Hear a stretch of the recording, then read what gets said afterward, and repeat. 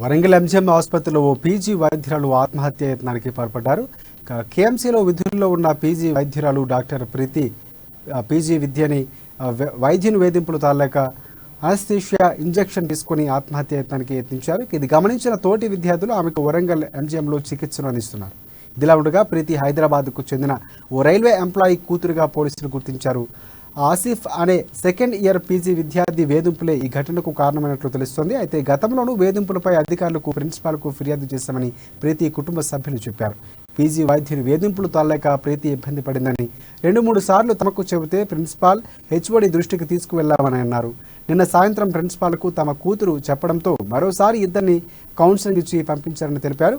ఇక ఈ సంఘటనపై పోలీసులకు ఫిర్యాదు చేశామన్న కుటుంబ సభ్యులు మెరుగైన వైద్యం కోసం హైదరాబాద్ నిమ్స్కు తరలిస్తున్నామని చెప్పారు.